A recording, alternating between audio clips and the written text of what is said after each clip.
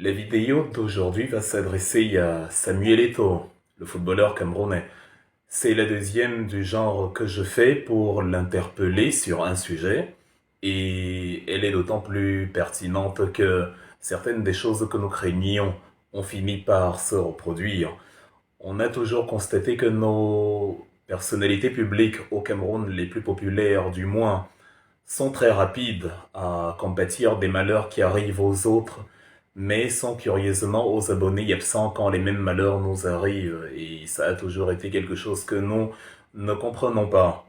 Il s'avère donc que le 8 février, un séisme très puissant, on parle de 7,8 sur l'échelle de Richter, a frappé le Moyen-Orient, le Proche-Orient, la Turquie et la Syrie étant particulièrement touchés, et donc Samuel Eto'o a trouvé qu'il était nécessaire qu'il s'exprime dessus et qu'il appelle à la prière pour justement les sinistrés, parce que oui, c'est une grande tragédie et elle a entraîné le bilan actuel, d'après ce que j'ai lu, fait état de 16 000 morts. Il paraît que le bilan va s'alourdir encore puisqu'il y a des gens cachés dans les décombres.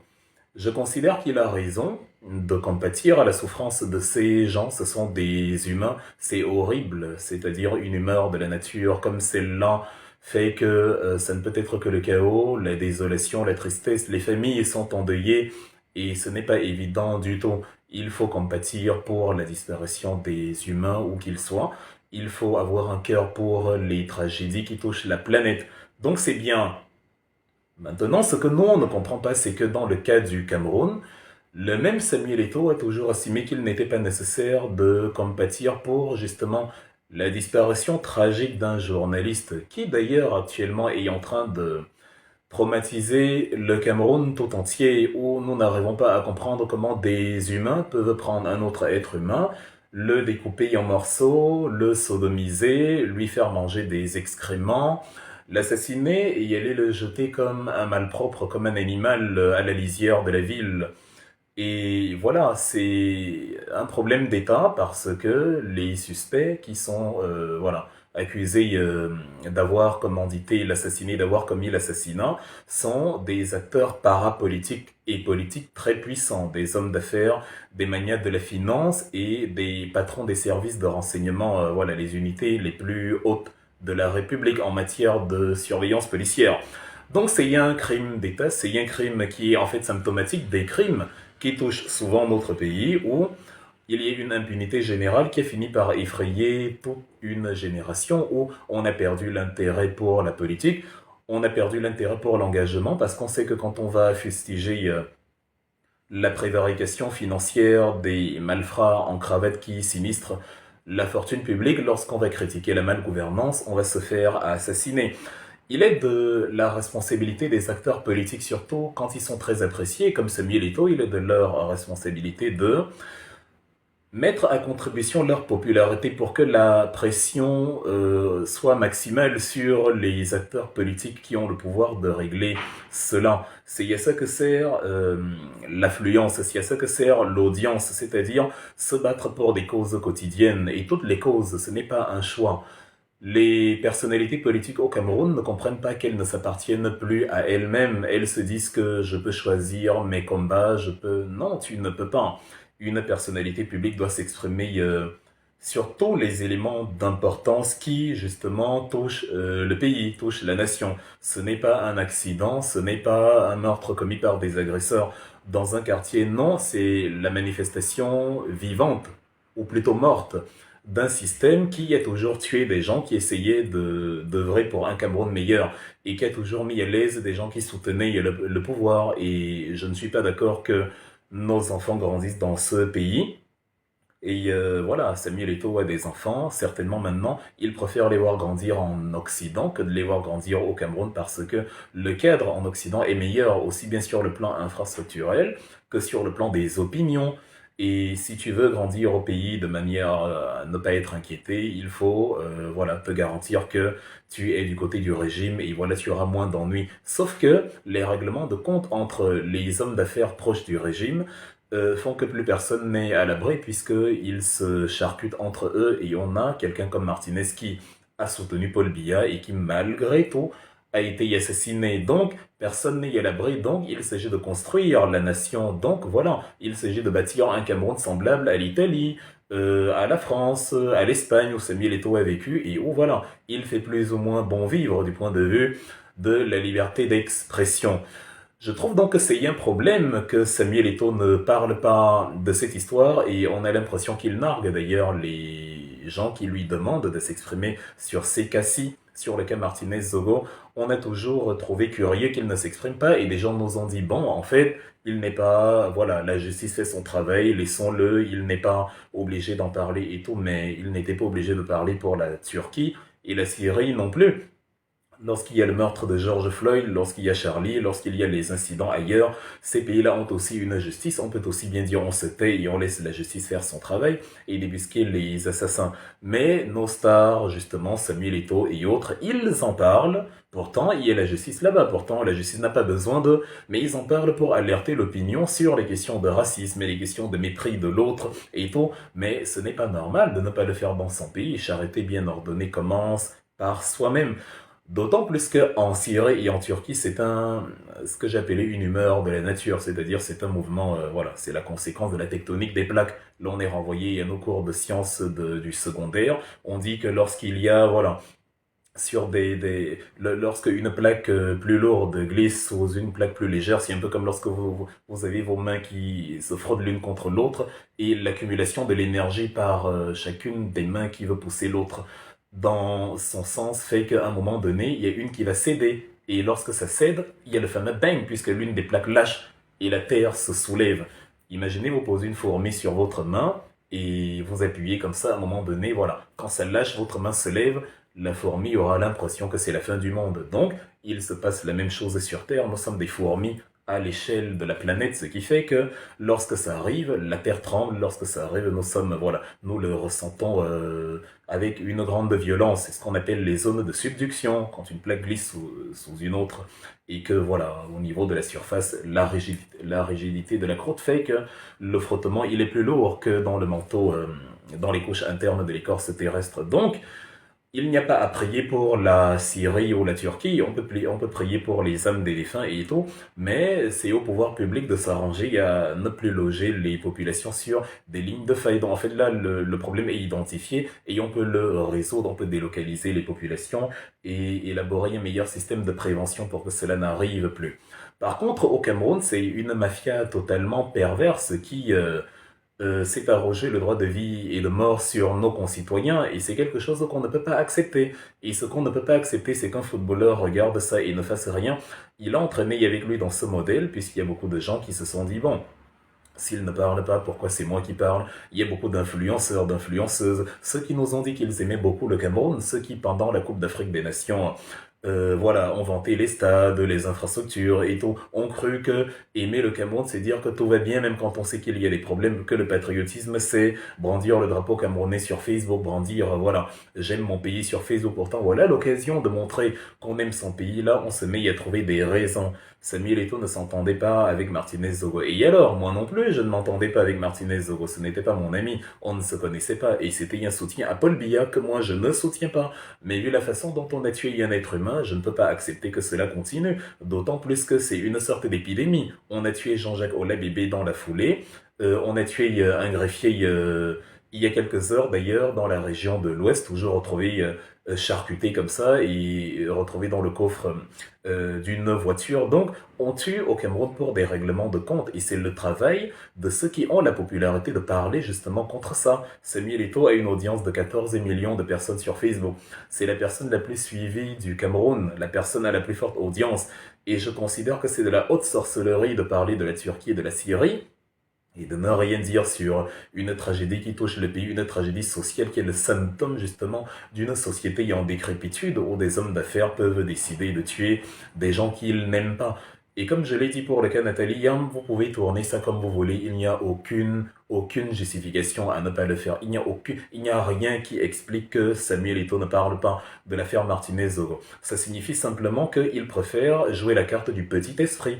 Les petits esprits se focalisent sur la rancune personnelle qu'ils ont envers quelqu'un. Je n'aimais pas Martinez-Zogo et donc on l'a tué et alors je vais pas en parler, c'était pas mon ami. Donc on ne défend pas la vie humaine, on se dit bah tant que ça arrive à mes ennemis, ça va. Pourtant, ça peut arriver à n'importe qui. C'était un soutien à Paul Biya. La raison pour laquelle nous défendons la justice, c'est que le malheur qui arrive aux autres, le malheur que subissent les autres, peut aussi nous tomber dessus. Et justement, comme nous aimerions être soutenus si cela nous arrive, nous soutenons aussi ceux à qui ça arrive, même si ce sont nos ennemis. Voilà, c'est de ça qu'il est question. Il y a des illuminés qui vont donc nous accuser de récupération politique. J'ai envie de demander, mais elle est où la cohérence? Si on est des récupérateurs politiques, pourquoi est-ce qu'on demande aux autres, aux influenceurs, aux acteurs de la société civile, aux sportifs de s'exprimer?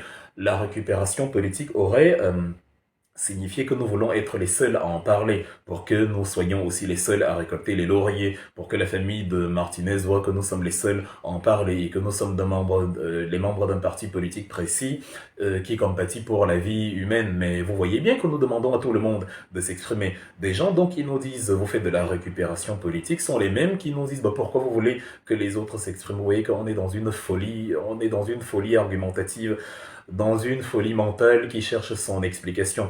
Samuel Eto'o doit s'exprimer sur le cas Martinez-Zogo. J'insiste dessus et je l'interpellerai encore une fois sur les questions. On se fiche pas mal de se faire insulter par ces ouailles qui ne comprennent rien à ce qu'est la construction d'une société. Il doit s'exprimer parce que l'Afrique n'a pas besoin de stars pour se construire. L'Afrique a besoin de modèles pour se construire. L'Afrique n'a pas besoin de gens qui, parce qu'ils tapent dans un ballon et ont gagné des milliards, sont considérés comme des demi-dieux, alors qu'en principe, dans une société normale, ce sont les médecins qui devraient gagner le plus d'argent. Nous ne sommes plus dans la logique de courber les chines devant quelqu'un qui est devenu populaire parce qu'il a fait ce qui lui plaisait. Il a exercé sa passion. C'est très bien, on l'en félicite, il nous a égayés sur les terrains de foot, mais maintenant il s'agit de société. Et quand on a raccroché les crampons, il faut qu'on se rende utile de manière pratique sur les problèmes de société quotidiens, sans tergiverser, sans réfléchir, sans chercher à savoir qui était mon ami, qui est machin. Non, c'est ça. C'est ce que nous, on recherche.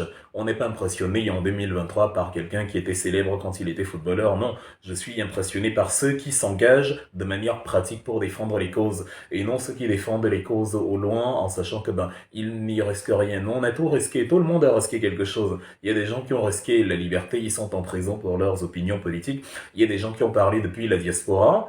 Alors qu'ils auraient bien pu se dire bon je ne suis plus dans le pays et tous ces problèmes je n'ai qu'à m'occuper de ma petite vie. Ils ont parlé depuis la diaspora et ça leur a coûté de revoir leur famille au Cameroun. Donc si on perd nos parents, nos oncles, nos tantes, nos cousins et tout, on ne peut pas y aller parce que un régime nous a dit bon comme vous avez parlé contre nous, vous allez rester là-bas. Donc tout le monde sait de quelque chose. J'ai un problème avec ceux qui justement ne sait de rien et qui voilà vont faire des anachronismes comportementaux où on va les voir pleurer chez le voisin pendant que le sang ruisselle chez eux. Non, il faut parler dans le volet Cameroun, il faut parler, il faut être un modèle, il faut assumer le fait que je suis une personnalité publique et si je m'exprime, ça va augmenter la pression pour que l'affaire soit résolue. J'ai toujours expliqué la raison pour laquelle je veux que Samuel Eto'o s'exprime. Je veux qu'il s'exprime parce que, comme je ne crois pas en la justice du Cameroun, je sais qu'ils sont capables de tout. Pour l'instant, Biya est en train de me surprendre sur ce dossier positivement parce que ceux que je soupçonne d'être les criminels à une probabilité de 400%, ils sont actuellement en garde à vue, ils sont actuellement en détention, donc ça m'arrange totalement. Mais je veux qu'ils soient coffrés pour l'éternité, tous autant qu'ils sont, et qu'aucun d'eux ne ressorte de là, parce qu'ils pourrissent la société et on doit coffrer tous ceux qui détruisent le vivre ensemble. Donc, je veux donc que Samuel Eto'o s'exprime parce que s'il le fait, ça va accentuer la tension internationale, ça va accentuer la pression dessus et ça va rendre encore plus improbable le fait que ces gens-là soient libérés. Je ne vois pas ce qui est difficile à comprendre dedans. Plus il y a de la pression, plus l'affaire est résolue. Je ne connais pas des gens ici qui vont dire, je ne connais pas des gens ici qui, s'ils perdent quelqu'un, vont dire non, je ne veux pas que Samuel Eto'o s'exprime, je ne veux pas. Non, tout le monde, s'il perdait quelqu'un, si c'était son cousin, son mari, si Martinez Zogo était son oncle, il serait content que le maximum de personnes parlent de cette à faire. Ils seraient contents, les mêmes qui me disent pourquoi tu demandes à Samuel Eto'o de parler, les mêmes seraient contents actuellement que je demande à Samuel Eto'o de s'enquérir aussi de leur situation. Nous, on est un parti politique d'opposition et on se dit, si on veut gouverner le Cameroun demain ou si on veut que notre parti gouverne le Cameroun, parce que j'ai pas dit que c'est moi qui allais diriger quoi que ce soit, mais si le parti qui a cette idéologie-là dirige le Cameroun, je veux que justement ce soit un parti qui compatit à la souffrance des autres, même si ils sont d'une autre formation politique. C'est ça l'humanisme, c'est ça que nous prenons. Nous ne pouvons pas vouloir faire partir le système actuel et y avoir des comportements identiques à ceux du système actuel. Non, la construction nationale, ce n'est pas ça. Donc, s'ils ne le savaient pas encore, Samuel Eto'o a l'obligation d'en parler. Je ne comprends pas ces influenceurs-là qui ont vanté leur amour, ces stars-là qui ont vanté leur amour pour le pays, et finalement, quand on demande réellement d'aimer son pays, quand il ne s'agit plus de faire de belles photos sur Facebook, quand il s'agit de vraiment agir et s'exprimer de manière forte pour construire quelque chose qui a été détruit, pour venger le sang de Martinez, pour venger le sang de Jean-Jacques Olabébé, pour venger le sang du greffier qu'on a assassiné, pour venger le sang de ceux qui ont été tués par les mauvais calculs politiques qui ont conduit à la guerre anglophone. Quand il s'agit de s'exprimer dessus, on ne les retrouve pas. Au contraire, il est plus facile de soutenir des positions absurdes, notamment celle du régime. Samuel Eto'o était au Nozo, il dit voilà, tout va bien, je suis là sans garde du corps. Là, il peut s'exprimer. Non, on ne peut pas accepter ça, non. C'est de la barbarie, on ne fait pas ça. On est en train de détruire, on est une personnalité et on préfère détruire quelque chose dont on sait que ce n'est pas en bon état, en disant que c'est en bon état, donc on empêche un début de solution. On dit que tout va bien, et voilà, et quand il y a un crime, un meurtre, on se souvient qu'il faut parler quand ce sont les meurtres des autres. Donc en gros, au Cameroun, tout se passe bien. Non, ce n'est pas comme ça que ça marche. Il faut parler, il faut s'exprimer. C'est valable pour Samuel Eto'o, c'est valable pour Rigobert Song, c'est valable pour tous ceux qui se font appeler influenceurs patriotes au Cameroun. On en a un d'ailleurs qui m'a énormément intrigué cette semaine, Steve Farr, qui a disparu de la circulation depuis belle lurette et qui est ressorti comme un ovni de nulle part en nous expliquant qu'il était en train de construire un ranch à 500 millions de francs CFA. Bon, je suis content de voir qu'on peut gagner autant d'argent au Cameroun en étant simplement blogueur informatique, ou alors si c'est une affaire qu'il a montée et qu'il a rendu milliardaire, donc capable de dépenser 500 millions de francs CFA et d'avoir quand même encore après de quoi manger.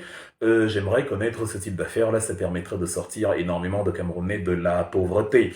En espérant donc que ce ne sont pas les lignes 57, 94 et 65, j'ai été quand même intrigué par le mécanisme par lequel il est revenu pour parler de l'affaire Martinez-Zogo. Et c'est là qu'on voit le cynisme dans l'esprit de nos concitoyens, parce que un pasteur ivoirien qu'on n'a jamais vu dans une église le dimanche, qui est plus présent sur Facebook que dans la réalité, il a organisé une sorte de jeu pervers avec Steve Farr où ils se sont dit la veille, pour faire la promotion de ton ranch, moi je vais t'inviter à parler de l'affaire Martinez, parce que beaucoup de gens disent que tu ne parles pas et tout, voilà. Moi je vais t'inviter à en parler et comme ça tu prépares une bonne vidéo demain, une vidéo soi-disant d'excuses et les gens vont énormément regarder et comme ça fera une bonne pub pour ton ranch. Et donc il l'a fait. Et il a parlé de l'affaire Martinez pendant 3 secondes. Déjà, c'est assez surprenant que quelqu'un nous dise que comme il était en train de construire une maison, il n'a pas eu le temps d'écrire sur Facebook Justice pour Martinez ou alors je veux que les coupables soient incarcérés et je veux que l'État ne se laisse pas corrompre par des hommes d'affaires véreux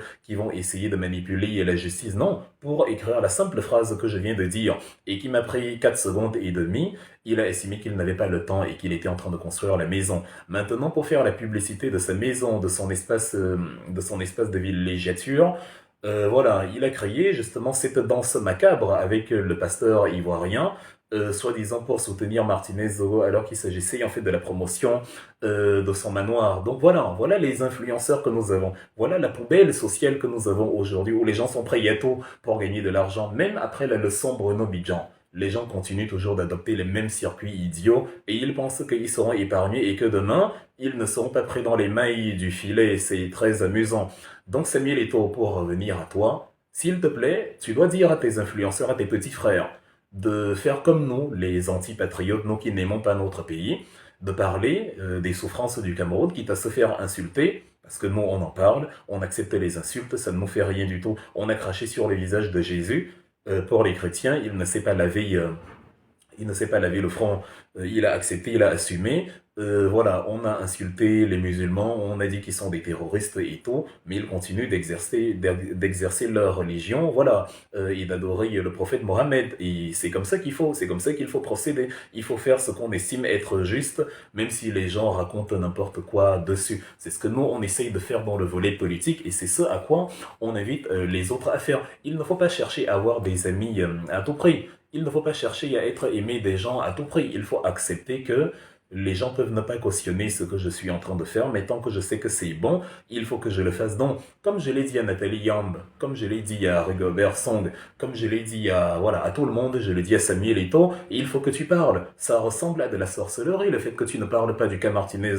Et tu auras beau expliquer ça comme tu veux, il n'y a pas de raison. Les gens t'ont beaucoup aimé en tant que footballeur, mais le peuple a ceci de mesquin qu'il peut oublier, quel que soit le service que tu as rendu. Parce que la véritable construction sociale, ce qui permet aux Camerounais de vivre, ce n'est pas les buts que tu marques avec le FC Barcelone, non. C'est le fait qu'à travers ton pouvoir médiatique, ton pouvoir d'influence, tu peux dire au pouvoir public, je me joins à ceux qui mettent la pression sur le cas Martinez pour que, si les suspects que vous avez interpellés sont bel et bien coupables, ils ne réussissent pas à vous corrompre pour se faire libérer et qu'ils restent là-bas pour qu'ils ne viennent pas pourrir la société à l'extérieur. C'est mon exhortation d'aujourd'hui et je vais continuer ce type d'exhortation parce que nous ne sommes plus dans ce qu'on appelle au Cameroun la talakou. Nous ne sommes pas impressionnés par la célébrité. Tout le monde peut être célèbre aujourd'hui, c'est très facile.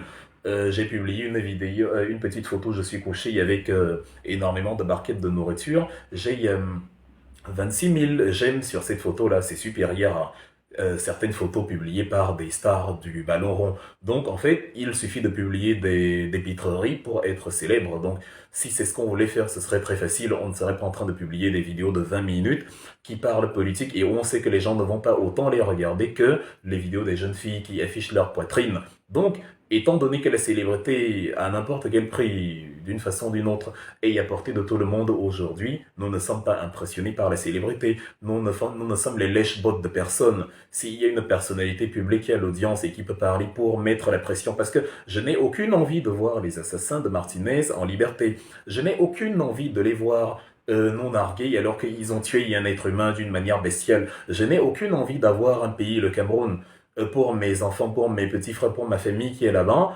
Voilà, dans ce contexte-là où on ne peut pas parler parce qu'une Prado noire, parce que tel homme influent va nous assassiner. Non, je veux un pays où quand tu assassines, on t'arrête, on te met en prison et tu ne vois plus jamais la lumière de la liberté. Voilà le Cameroun que je veux et je suis prêt à tout pour le construire. C'est pour ça que je vais y appeler la terre entière. Je vais y appeler Jésus. S'il était là, je lui demanderais de s'exprimer dessus. Mais comme Jésus est sourd et ne parle pas, Dieu est sourd et ne s'exprime pas, ils n'ont pas de page Facebook, ils ne m'écoutent pas.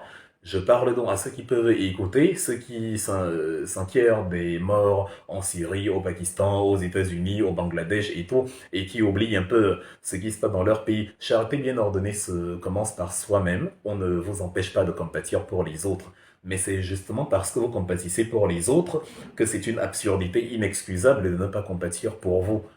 Donc sortez de la sorcellerie et parlez enfin des affaires du Cameroun, monsieur Samuel Eto'o.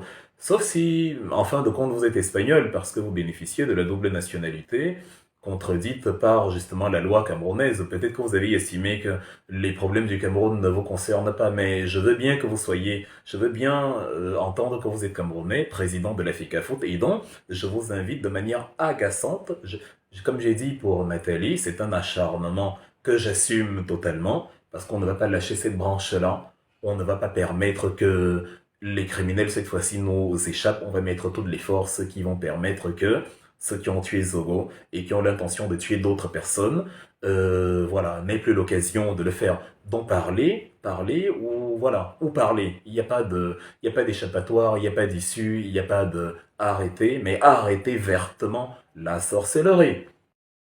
Merci d'avoir regardé cette vidéo avec nous. N'oubliez pas de faire un tour sur notre page, de vous abonner et de cliquer sur la cloche de notification. À la prochaine pour un autre numéro.